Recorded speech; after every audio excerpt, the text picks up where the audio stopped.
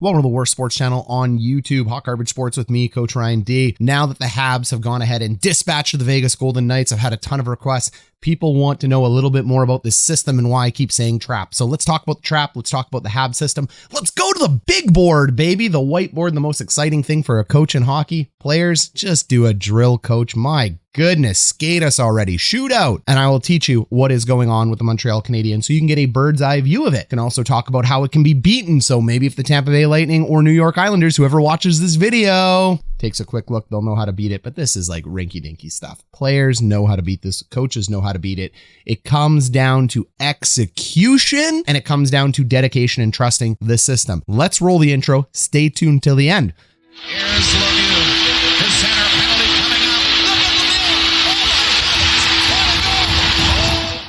Okay, if this is your first time here, go check out some of our other videos linked down below in the description. If you're a Habs fan, if you're an Isles fan, if you're a Lightning fan, if you're any hockey fan, I will leave them down below. Smash a subscribe, smash a like. We've grown by about 500 subs, which is a lot for a little channel like this in about 6 days. So it has been a blast. Stay tuned with us. I think the goal is going to be 5,000 subs by the end of the year. Maybe 10. Couldn't do it without all of you. Thank you. Let's talk about the trap. When people hear trap, they go, oh my God. They think New Jersey Devils and they think, this many teams in history have played it. Wrong. Every team in history has used a version of the neutral zone trap. It just became famous over the New Jersey Devils, and the New Jersey Devils who started it in 1995 under Jacques Lemaire. What up, Habs fans? You'll know that name. He's got a few Stanley Cups for you. The trap that became famous under him became famous because the Devils were so good at deploying it. They were perfect, and teams are rarely perfect. The Montreal Canadiens have become that team. But Montreal's leveled up. Not only are they deploying a perfect trap, they are deploying perfect stretch offense to add to the trap. Video link above. Video will be linked down below in the description where I talk about the stretch offense between Vegas and Montreal if you want to learn about that. Stretch offense, creating breakaways, is creating offense. The trap is holding a strong defensive structure. Their dedication to their D zone is uncanny, and their penalty kill is unworldly. It is fan-freaking-tastic. They are doing even more things correct than the New Jersey Devils, even when they won their Stanley Cup. And remember, the Devils had another great goalie in Brodeur. They also have Price. This has come together to make a hockey symphony. It is an absolute symphony. So let's go and break down what the Montreal Canadiens are doing. We can't do it all, but let's start with the trap. All right, here we go. We got the coach's big board going on. Montreal is in the red. Vegas is in the yellow. Wow, this is exciting. There's dots on his screen. Oh, this YouTuber's a dick. Okay, let's talk about the trap.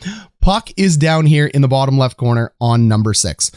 The theory of the trap is we call this a 1-2-2 forecheck, and you'll see why it turns into a trap. They've changed the language for it. They don't use trap anymore, especially in the media, because it gets such bad attention, but it's a trap, and you'll see why it is. 1-2-2, one forechecker, we call him F1, F2, F3, we call them forward 1, forward 2, forward 3, based on the order they enter the zone. All right, and then they switch places. It becomes really complex. 4 and 5 are your defensemen, and then you can see the Vegas Golden Knights are set up in a normal D-zone breakout. This would happen basically with a dump in where Vegas goes ahead and picks up the puck. So number 6 is going to be a centerman here. So Stevenson is going to go ahead and take this puck, and he's going to start progressing up the boards because he has space. Space is right here. Space is the gap between 6 and 2 that you see my mouse hovering over here. That's gap. He's going to skate until he loses gap. So as soon as he starts skating, these players are going to move at the same time. I mean, I can only draw it at once. So he's going to take a little J hook this way. Forward 1, forward 2 is going to take a small J hook this way. Forward 3 is also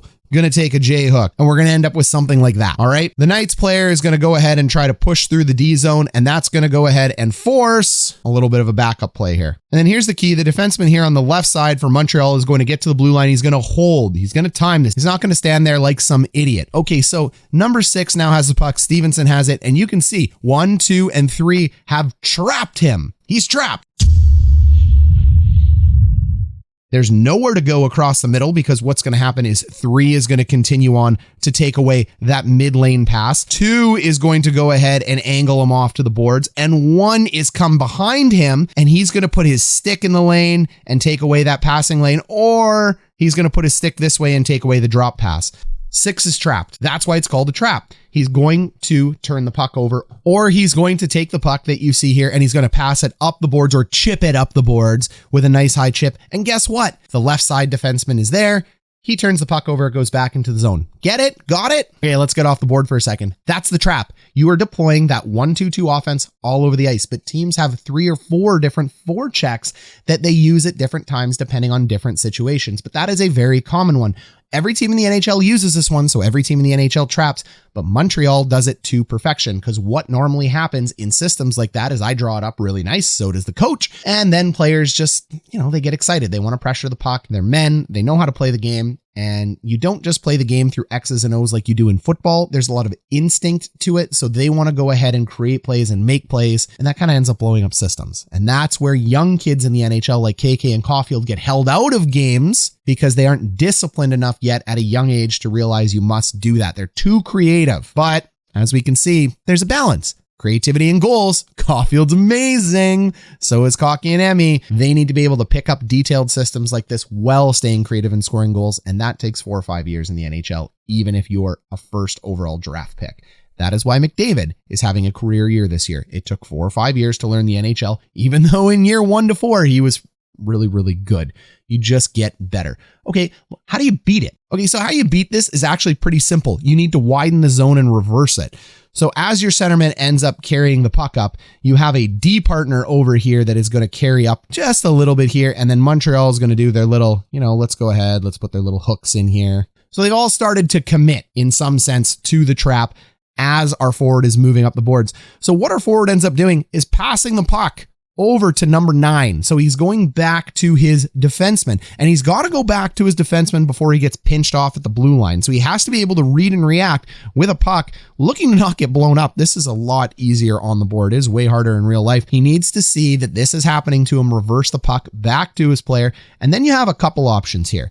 So number 9, you're going to see number 8 needs to dedicate to not stretching, but that is really tough because in the NHL today, he's going to go ahead and likely stretch up because they had control. He's probably gone. Number 7 here is also likely going to be stretching up the ice. That leaves 3.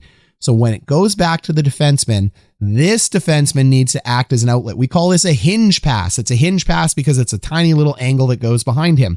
He is going to go ahead, pass it to his partner over here, number 10. The left-sided defenseman now is going to have to carry the puck up the ice with speed because he's going to have nothing but space over here. And then it's going to happen all over again. 1, 2, and 3 are going to revert back into the neutral zone, and they're going to end up clogging it up. So what do I mean? Okay, so hockey is a game of counters. So now what has happened is we've just taken our board and we've changed it. Number 10 over here, our left-sided defenseman still has the puck. This is the exact same play. It's really messy drawing a board. But forward 1, 2, and 3 have retreated back. They took their little J hooks and they've retreated back into the neutral zone, and 4 and 5 are standing up. Notice what you see here. 5, 2, 3, and 4. 4 Canadians holding the blue line. Now, number 10 can't just go ahead and bang it up the board. His most successful option is to likely throw it at his player, get a tip in, and move the puck into the zone. A dump and chase system will break up the Montreal Canadiens 4-man stand at the line, which is very common. Most teams don't do this though.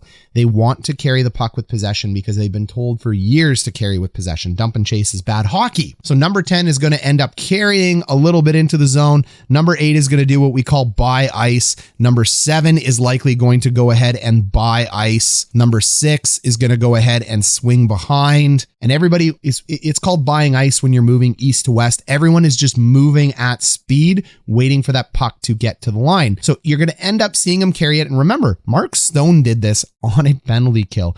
And as he ends up carrying it, you have 1, 2, sometimes even 3, and maybe even 4 coming back to clog the neutral zone. You end up pinching him off. Trap. It's a trap.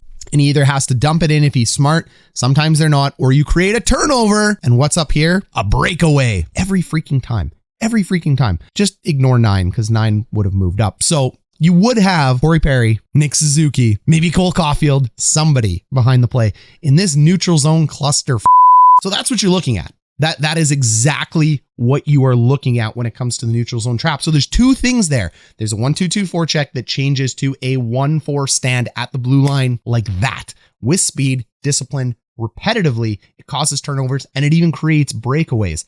Wow. We just learned a lot about what you need to do. So even if Tampa Bay or the Islanders make the correct play to blow up the trap, which they do, they have to make a second correct play and identify that a 1-4 stand is coming at the line. and they need to dump it in. And then once you dump it in, you have to convince players that do not like to play dump and chase hockey how to dump pucks in properly. Link below, video above. In the last game, Jeff Petry made a cross ice dump. Remember that.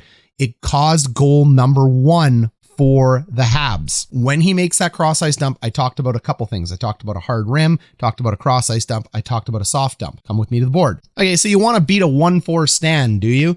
Now you got to dump the puck in. How are you going to do that? There's 3 different dump and chase options that you can make. Number 1, you can do what is called a soft dump. Soft dump ends up in the short corner. It doesn't go behind the net. It doesn't hard rim around the net. It goes into the soft corner, and you are hoping that your offensive players are able to win that race to the puck by catching them flat-footed. That's okay. It is very hard to make a soft dump.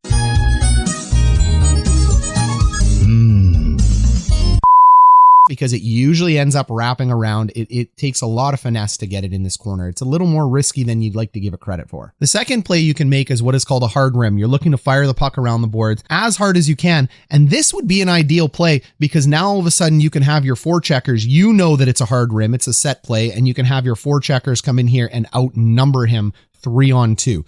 So if you're the Bolts, if you're the Islanders, you're going to be looking for this play. But then Carey freaking Price screws it up. And how does Carey Price screw it up? He screws it up by playing the puck because he's really good at playing the puck. Carey Price ends up coming out. He cuts off the puck. We see every goalie in the NHL do this, but Price is very special at this play. And once he cuts that puck off behind the net, it actually is a complete turnover in favor of the Montreal Canadiens. So that hard rim is probably the best set play you can hear, but Carey Price just ruins it. So it takes that one out of your book. So the last one you want to do is called a cross ice dump. And cross ice dumps are great because the puck ends up hitting the opposite corner from where you're skating. You shoot as hard as you can. And normally what happens is, based on the angle of the boards, is it catches the boards and it bounces back out and it dead pucks somewhere in this zone. Sometimes it can rim. You could screw it up if you're too high, if you're too low.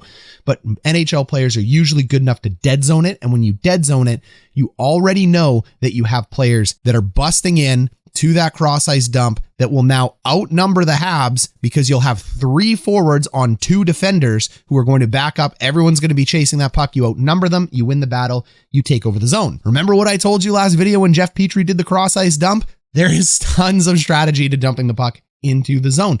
So it's funny, what's old is new. Dump and chase can absolutely blow up the Montreal Canadiens right now. Reversing in your own zone and widening the zone can blow up the Montreal Canadiens, but I don't know if anyone's going to do it. I really don't. Tampa fans, you're going to say, we're too good. Isles fans, you're going to say, we play a similar system. I don't know about that. Stick to it. We'll take a look. The Isles are a little bit of a bully team that use a lot of big hits. They do use dump and chase, so that is one feather in the cap. Habs fans, I'd be a little more worried about the Isles, but you may not get them. They use a little more dump and chase because they like to beat up teams a bit, but they also like to move up the ice in groups of 5. So we're going to end up seeing, yes, I know there's been breakaways from the Isles. There's breakaways for everybody. There's just not breakaways like there is with the Habs. So that is the Habs forechecking system and neutral zone defensive system. We haven't even covered their penalty kill. We haven't covered their defensive zone. We definitely covered their stretch pass in other videos. Now you know what you're facing. Now you know how to beat it. I wonder if this video was any informative. We got 15K views on our last video. We're going to get 15 on the video before that. We're growing like crazy. I wonder if these boring talks and these boring coaches boards will get any kind of viewership. I don't know. Let's find out. If they don't, we'll just go back to game reviews. It's been Coach Ryan D.